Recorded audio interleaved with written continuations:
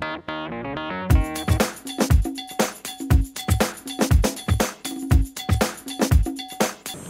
everyone, Fisher Fanatic 1 here. Here's my tackle box. I'm just going to do a quick video of that. And as you can probably see, it's not a great big tackle box. It's better to keep it small, so you're not just constantly, like, if you don't catch something on one lure, you don't like scramble around and try going through like tons and tons of lures, because in that case you probably won't catch any fish. Yeah, having like a smaller tackle box usually, you know, helps your discipline while you fish. So right here, as you can see, I'm an NAFC member, North American Fishing Club. You can probably see that from the background banner on my channel as well. Right here, we got some things, some interesting things. Here's some Storm, looks like some swim baits. I got these for my birthday a few years back. I use them for panfish and stuff and crappie. Right here, some inline spinners, rooster tails and stuff like that. Some more Storm swim baits. Here's some jigs. Use those a lot at places like Kent Lake. A very popular place to fish. Right here,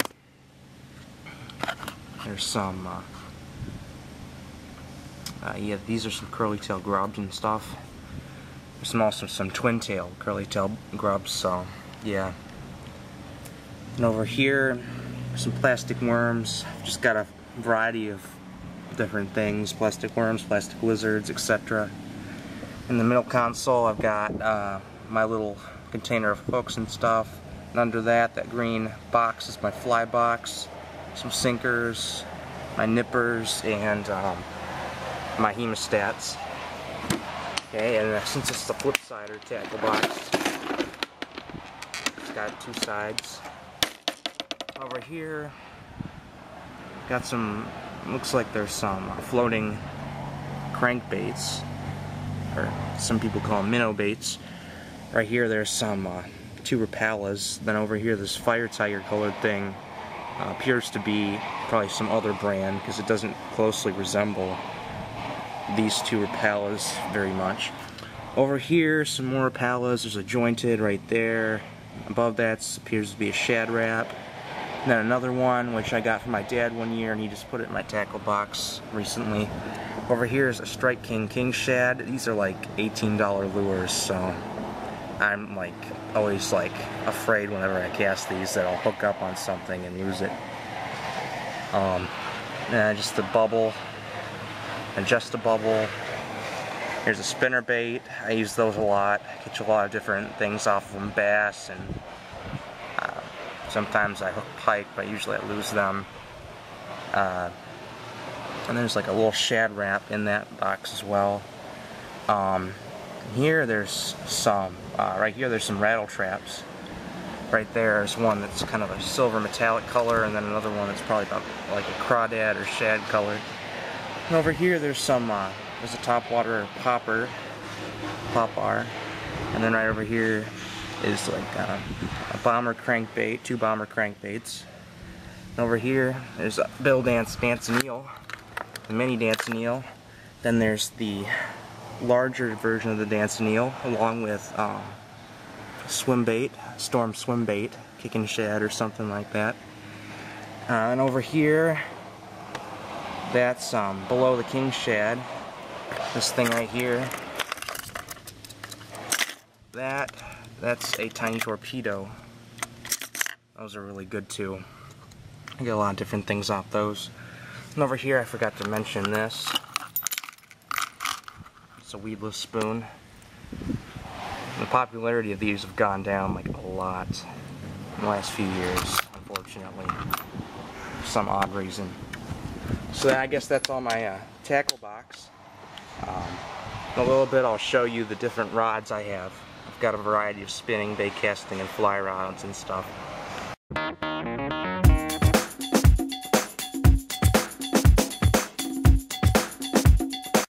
Okay, over here I've got my Ugly Stick bait caster. And I was planning on using that with like a slip bob or a minnow, but I never got the chance to do so.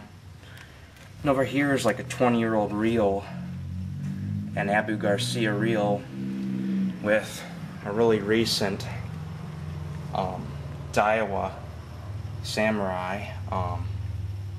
So yeah, they work pretty well actually together. Like the actual reel that came with the Daiwa Samurai broke down, unfortunately, probably because I took it went fishing at the Springville Pond, which has a sandy beach, and I must have left it in the sand. It probably corroded it, caused some problems, rusted out the gears as well.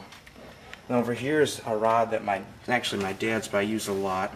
It's another Abu Garcia, I believe. Yep. No, it's an Ambassador. I'm sorry, it's an Ambassador XLT Plus Abu Garcia rod. I don't know if the brand of it's the reel's Abu Garcia. It's got a line on it that isn't actually made anymore.